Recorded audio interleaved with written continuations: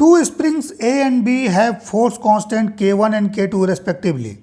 The ratio of the work done on A to that done on B when they are stretched by the same force is A part is K1 by K2, B is root over K1 by K2, C is K2 by K1 and D is root K2 by K1.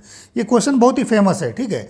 इससे पहले हम लोगों ने जो question discuss किया था उसमें क्या था, सेम अमाउंट से स्ट्रेच किया गया, बट यहाँ पर क्या है, सेम फोर्स लगाकर स्ट्रेच किया गया दोनों स्प्रिंग को, है ना। स्प्रिंग ए जिसका फोर्स कांस्टेंट K1 है, स्प्रिंग बी जिसका फोर्स कांस्टेंट K2 है, ठीक है। दोनों को सेम फोर्स लगाकर स्ट्रेच किया गया, ठीक है। सो चूंकि सिंस दोनों का फोर्स कांस्टेंट अलग है, सो स्ट्रेच भी क्या होगा, दोनों में अलग होगा, ठीक है, डिफरेंट स्ट्रेचिंग होगा। सो मान लेते हैं स्प्रिंग ए का स्ट्रेचिंग x1 है, स्प्रिंग बी का स्ट्रेचिंग x2 है, ठीक है।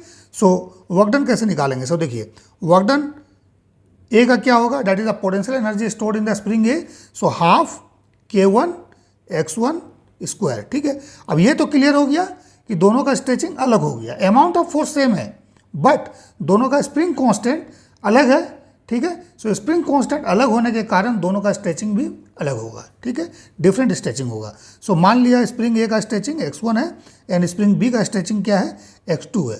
सो स्प्रिंग बी में वर्क डन कितना होगा, that is the potential energy stored in the spring be in stretching, ठीक है।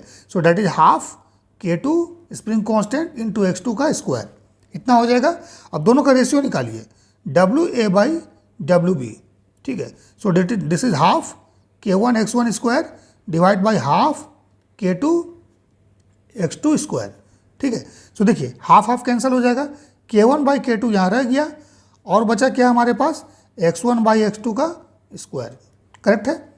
अब x1 बाई x2 का रेशियो हम लोगों को कैलकुलेट करना पड़ेगा, ये हम लोग कहाँ से करेंगे। सो देखिए सेम अमाउंट ऑफ फोर्स लगाया गया, ठीक है। सो स्प्रिंग ए के लिए स्प्रिंग ए फोर्स क्या हो जाएगा, force equal to K1 into x1 हो जाएगा ना, ठीक है। इसका spring constant into stretching, x1 हम लोग स्ट्रेचिंग माने हैं स्प्रिंग ए में, सो इसको हम लोग लिख देते हैं F equal to K1 x1, same force है। अब स्प्रिंग बी में आते हैं, स्प्रिंग बी, इसमें क्या हो जाएगा, force equal to K2 x2, ठीक है। दोनों सेम है, सेम फोर्स लगाए, सो इस दोनों को क्या करना है, इक्वेट कर देना है। सो इक्वेट करेंगे सो क्या हो जाएगा, K1 x1 is equal to K2 x2, ठीक है। सो हमें क्या चाहिए, x1 बाई x2 चाहिए ना, सो ये क्या हो जाएगा, K2 बाई K1, ठीक है। अब इस K2 बाई K1 को हम लोग क्या करेंगे, इसमें पुट कर देंगे वापस, ठीक है। सो पुट करिए K1 बाई K2 और x1 बाई x2 का whole square, so that is K2 square divide by K1 square. सो देखिए यहाँ कैंसिल होगा कुछ, K1 से K1 जाएगा, स्क्वायर हट जाएगा, K2 से यहाँ K2 स्क्वायर है, एक के कैंसिल हो जाएगा। सो क्या आएगा हमारे पास, K2 बाई K1, ठीक है ना। सो वर्क डन का रेशियो WA बाई WB, ठीक है, that is K2 by K1, ठीक है। इससे पहले जो हम लोगों ने सॉल्व किया था उसमें क्या था, सेम अमाउंट से स्ट्रेच किया, सो वहाँ WA बाई WB क्या आया, x1 by x2, sorry K1 by K2, ठीक है। WA by WB K1 by K2 इस केस में हम लोगों का आंसर आया था, और यहाँ पर सेम फोर्स से हम लोगों ने स्ट्रेच किया, ठीक है। सो यहाँ पर आंसर क्या हो रहा है, K2 बाई K1, क्लियर है।